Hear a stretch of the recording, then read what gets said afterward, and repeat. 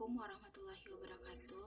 Perkenalkan, nama saya Chelsea Etri, NPM 2317051095 dari kelas D. Di sini saya akan membuat video pengganti untuk kehadiran saya di pertemuan ke-13. Pada pertemuan ke-13 ini mempelajari tentang Artificial Neural Network atau ANN. Untuk materinya itu definisi dari ANN itu sendiri adalah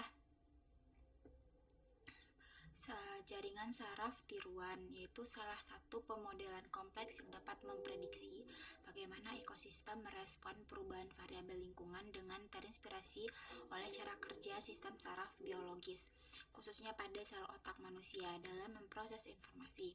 Algoritma yang paling populer digunakan oleh ANN adalah supervised learning.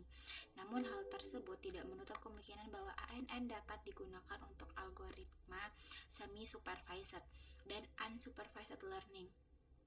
Dikarenakan model ANN terinspirasi oleh sistem saraf biologi manusia, arsitekturnya pun dibuat seperti struktur otak manusia yang dimana terdiri dari neuron yang saling terhubung satu sama lain dan membentuk yang paling konteks dan non-linear. Neuron dalam tubuh manusia terbagi menjadi 3 bagian, yaitu dendrites, cell body, dan akson. Dendrites adalah sebuah sinyal masukan dan dipengaruhi oleh wake atau bobot. Kemudian cell body adalah tempat komputasi sinyal yang masuk, dan wake atau bobot sendiri menghasilkan sinyal output yang akan dikirimkan ke neuron lain. Sedangkan akson adalah bagian yang mengirimkan sinyal output kepada neuron lain yang terhubung dengannya. Berdasarkan penjelasan di atas, ANN dapat dipresentasikan menjadi 3 bagian yang terdiri dari layer masukan input dan layer keluar output, dan layer tersembunyi yang memproses masukan dari layer input menjadi suatu yang dapat diterima oleh layer output. Kemudian dari masing-masing layer tersembunyi ini disebut activation atau mode value. Berikut ini adalah penggambaran arsitektur ANN. Nah, ini adalah input layernya. Ini yang tadi hidden layer 1 dan hidden layer 2. Lalu yang ini outputnya. Kelebihan dan kekurangan ANN itu sendiri, yang pertama itu kelebihan, kemampuan mempelajari pola nonlinear yang kompleks. Ini merupakan salah satu kekuatan utama ANN, dapat memodelkan hubungan data yang rumit. Lalu toleransi terhadap data yang noisy. Dengan arsitektur dan training yang tepat, ANN bisa cukup robust terhadap data noise atau data yang tidak sempurna. Lalu kemampuan generalisasi yang baik. Jika dilatih dengan benar dan dengan data yang cukup representatif, ANN dapat menggeneralisasi dengan baik ke data baru yang belum pernah dilihat sebelumnya. Lalu adaptif, yaitu dapat belajar dari contoh dan meningkatkan kinerja seiring waktu dengan data baru. Lalu ada dasar untuk model yang lebih canggih. ANN adalah fondasi untuk arsitektur deep learning yang lebih canggih seperti convolutional neural network atau CNNS untuk computer vision, dan neural network recurrent neural network atau RNNS untuk data sekuensial. Lalu ada kekurangannya sendiri itu, yang pertama membutuhkan data training yang besar. Lalu data training yang besar itu untuk mencapai kinerja yang baik dan menghindari overfitting. ANN seringkali membutuhkan dataset training yang sangat besar. Lalu membutuhkan daya komputasi yang signifikan. Proses training ANN, terutama jaringan yang dengan banyak parameter, bisa sangat intensif secara komputasi dan memakan waktu yang lama. Penggunaan GPU atau TPU seringkali diperlukan. Lalu kekurangan lainnya, rentan terhadap overfitting. ANN dapat dengan mudah menghafal data training termasuk noise di dalamnya, sehingga berkinerja sangat baik pada data training tetapi buruk terhadap data baru atau tes data. Lalu kekurangan selanjutnya itu banyak hiperparameter untuk disetel. Merancang dan melatih ANN melibatkan pemilihan banyak hiperparameter atau jumlah lapisan, jumlah neuron per lapisan, fungsi aktivasi, learning rate, batch size, optimizer, dan lain-lain. Menemukan kombinasi hiperparameter yang optimal bisa menjadi proses yang menantang dan memakan waktu atau hyperparameter tuning. Lalu selanjutnya itu ada perseptron. Perseptron adalah unit dasar dari jaringan saraf buatan atau ANN itu sendiri, yang pertama kali diperkenalkan oleh Frank Rosenblatt pada tahun 1958. Ini merupakan model neuron buatan yang paling sederhana yang digunakan untuk menyelesaikan masalah klasifikasi linear atau binary classification, yang artinya perseptron dirancang untuk membedakan antara dua kelas, misalnya kelas 0 dan kelas 1, atau kelas minus 1 dan kelas plus 1, yang dapat dipisahkan oleh sebuah garis lurus atau bidang hiperplane dalam dimensi yang lebih tinggi. Nah, ini adalah algoritma perseptronnya dari langkah 0 sampai langkah 6. Langkah 0 yang pertama, langkah 0 itu inisialisasi semua bobot W dan bias P untuk memudahkan set bobot dan bias sama dengan 0. Lalu set learning rate-nya. Nah, alpha itu alpha kurang sama dari 0 lebih sama dari 1. Alpha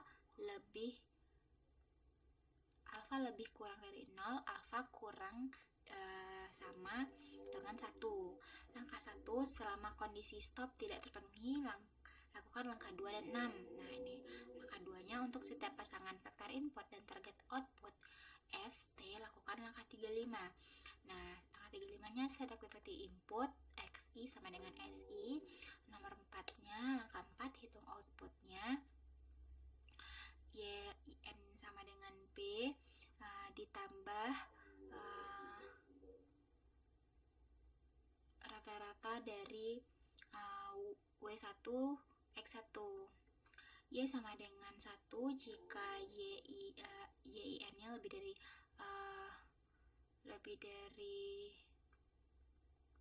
0. Y sama dengan 0 jika syarat ini pokoknya kita hitung outputnya menurut rumus ini. Lalu langkah 5-nya update nilai bobot dan bias jika terjadi error. Nah, kalau terjadi error itu kita update nilai bobot sama biasnya. Gimana caranya? Itu pakai rumus ini. Untuk ini rumus cari W-nya, B-nya. Nah, langkah 6-nya tes kondisi stop. Jika tidak ada bobot yang berubah pada step 2, maka stop. Selain itu dilanjutkan. Nah, kita coba lihat studi kasusnya. Ini untuk studi kasusnya. Studi kasusnya itu di sini disediakan ID tanaman, tinggi tanaman, kebutuhan air, lalu kelas targetnya. Kita inisialisasikan dulu. X1 sama dengan tinggi tanaman, X2-nya kebutuhan air. X1 tinggi tanaman, X2-nya kebutuhan air. Bobot awalnya adalah 0,0, bobot bias awalnya 0, learning rate-nya 0,8, threshold-nya 0,5. Nah, untuk epokus 1, lihat epokus 1 itu kita X1-nya 5, X2-nya 6. Nah, kita masuk ke rumusnya. Rumusnya itu kan YIN sama dengan B tambah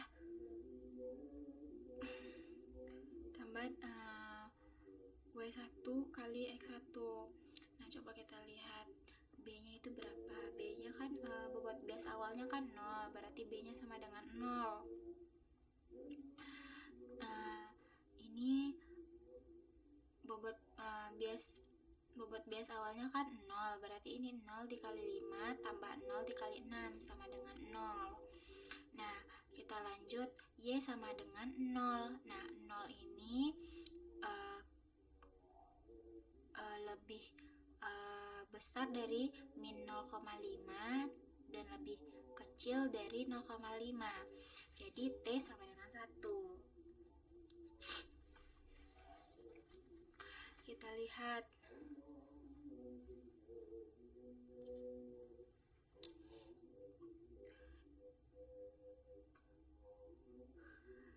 bobot barunya Y tidak sama dengan T.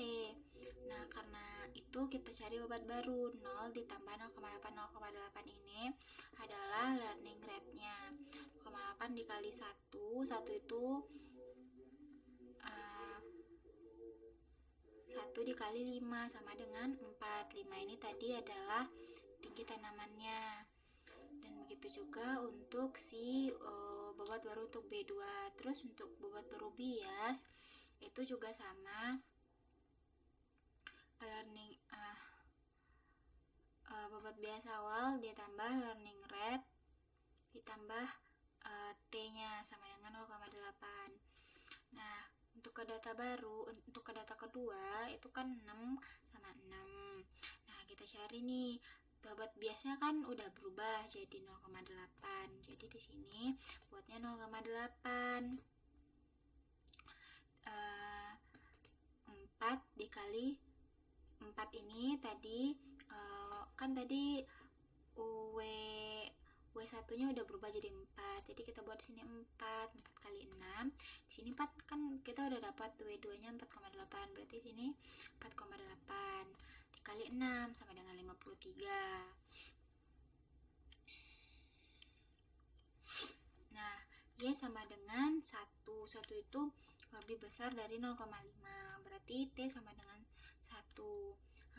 Karena ini sama, jadi Y sama dengan T, bobot bias tidak berubah. W1 nya tetap segini, W2 nya tetap 4,8 dan B tetap 0,8. Lanjut kita ke data ketiga. Data ketiganya itu 1 sama 4. 1 sama 4 kita cari. Di sini IN nya sama dengan bobot biasnya itu kan 0,8. Terus W1 nya 4 dikali 1. Terus W2 nya tadi 4,8 dikali 4 sama dengan 24. Nah, Y sama dengan 1. IN nya itu lebih besar dari 0,5. Jadi dan T nya itu minus 1. Berarti kan Y tidak sama dengan T. Karena Y tidak sama dengan T, makanya kita cari bobot baru. Bobot baru rumusnya itu adalah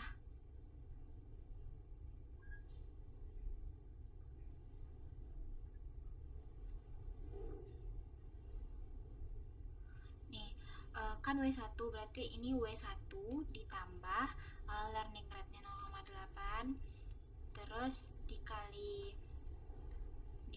T dikali W1 nya berapa? W1 nya kan 1. W1 nya kan 1. Nah, makanya dapat 3,2. Nah, W2 nya juga gitu. W2 nya 4,8. 4,8 itu nih W2 nya. 0,8 learning rate, ini T nya dikali 4. 4 itu nilai dari W2 nya 1,6. Nah, untuk cari bobot bias baru itu learning rate nya bobot bias lama ditambah learning rate dikali T nya sama dengan 0. Nah, di sini kita udah dapat yang baru. Kita lanjut ke data keempat. Data keempatnya X1 sama dengan 3, X2 sama dengan 2. Nah, kita masukin lagi nih ke rumus bobot bias yang baru, kita dapat 0. Nah, W1 dikali X1 ditambah W2 dikali X2 dapat hasilnya 12,8. Nah, nanti Y nya kan dapat sama dengan 1. T nya itu minus 1. Jadi ini gak sama juga. Karena ini gak sama juga, kita cari lagi bobot bias baru pakai rumus yang tadi. Kita bobot awalnya, bobot W1 ditambah learning rate dikali T dikali W1 nya itu berapa? Dapat 0,8. Ini W2 dikali learning rate dikali T dikali si W2 ini berapa? 2 sama dengan 0. Bobot bias barunya bobot bias lama ditambah learning rate dikali T dapat 0,8. Nah, total error sama dengan 3 ini kita lihat berapa sih yang enggak nggak sama gitu yang harus cari bobot baru. Yang harus cari bobot baru kan data keempat, data ketiga, sama data pertama. Berarti itu ada 3, makanya total errornya adalah 3. Udah, lanjut kita ke epoch kedua. Epoch kedua itu lanjutin dari si epoch pertama. Nah, tadi kita udah dapat nih bobot biasnya segini, W1-nya segini, W2-nya 0,8, W2-nya 0, bobot bias barunya min 0,8. Nah, kita masukin nih di sini, dapat sama rumusnya, dapat Y-nya 1, T-nya 1. Nah, karena sama, berarti bobot biasnya nggak berubah, tetap ini. Lanjut kita ke data kedua. Data kedua itu juga bobot biasnya tidak berubah. Nah, lanjut juga ke data 3. Nah, pas dari data 3, Y sama dengan 0, T sama dengan min 1. Karena nggak sama, jadi kita cari lagi bobot barunya. Nah, kalau udah baru kita masuk ke data 4. Nah, di data 4 ini bobot biasnya nggak berubah. Nah, di sini kan yang nyari bobot baru itu cuma 1, berarti total errornya itu 1. Nah, ini epoch ke N. Ulangi langkah-langkah seperti sebelumnya hingga total error pada epoch tersebut sama dengan 0. Nah, ini kan masih ada nih 1 total errornya. Berarti kita cari lagi epoch ketiga, epoch keempat, sampai kita ketemu total errornya itu 0. Nah, komputasi akhirnya. Proses komputasi dapat dihentikan apabila dalam satu siklus epoch hasil komputasi semua data telah menunjukkan bobot dan bias yang tidak lagi berubah, Y sama dengan T. Hasil akhir akan didapat nilai W1, W2, dan B sehingga garis yang membatasi daerah positif dengan daerah 0 memenuhi persamaan W1 X1 ditambah W2 X2 tambah B besar dari 0,5. Garis yang membatasi daerah negatif dengan daerah 0 memenuhi persamaan W1 kali X1 tambah W2 kali X2 tambah B itu kecil dari min 0,5. Oke, mungkin sekian video pengganti saya pada pertemuan ke-13. Apabila ada salah saya mohon maaf. Saya akhiri. Assalamualaikum warahmatullahi wabarakatuh.